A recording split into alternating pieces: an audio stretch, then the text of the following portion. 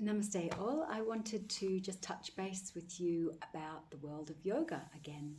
And I just kind of wanted to maybe pose a few questions, which is about your yoga journey, because I'm assuming that if you're here and you're listening to this, then yoga is part of your life, part of your interest, practice, philosophy, however it is. And it's interesting to think about how we come to yoga. There are so many, especially in the West, there are so many ideas about what yoga is, and it's all limited pretty much often to hatha yoga, to the physical practices, the discipline.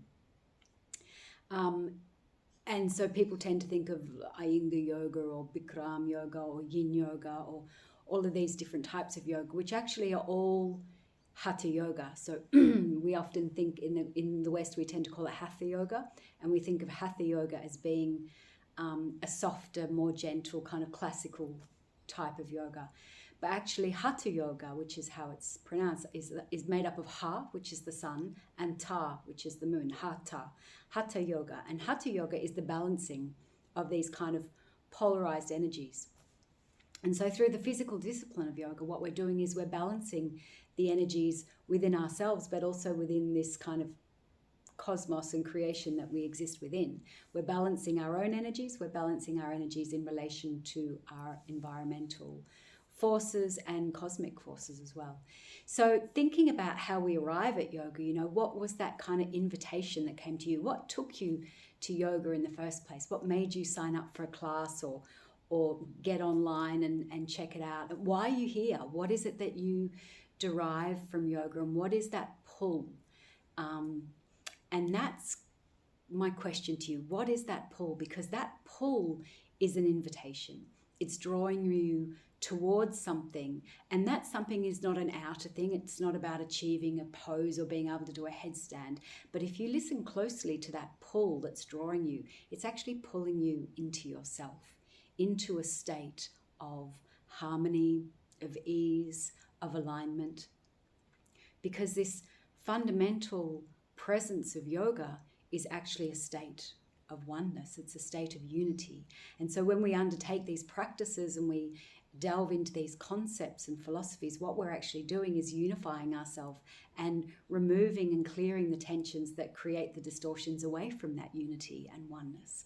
So just start to kind of be interested in not just the practice, but what are you listening to? What is it that's calling? Where do you feel it? How do you feel it? How do you feel after a practice? And then when you're aware and familiar with that after practice space, start to recognize where it exists despite a practice.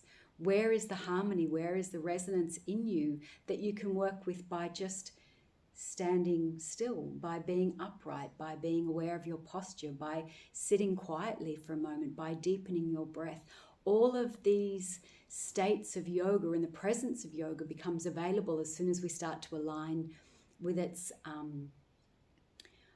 align with the fact that it exists. So it's existing despite the fact that you're not on your mat. You don't need to be on your mat doing an hour and a half practice to experience yoga.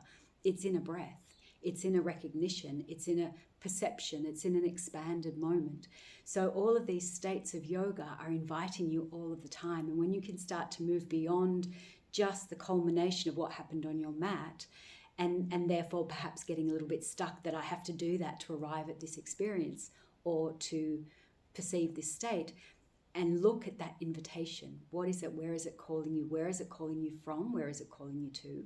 And what is that thing that is actually calling you? What is the resonance of that?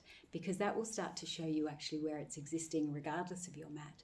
And it then moves from being a practice into being a way of living your life. Enjoy, enjoy, enjoy, and I hope to see you here soon.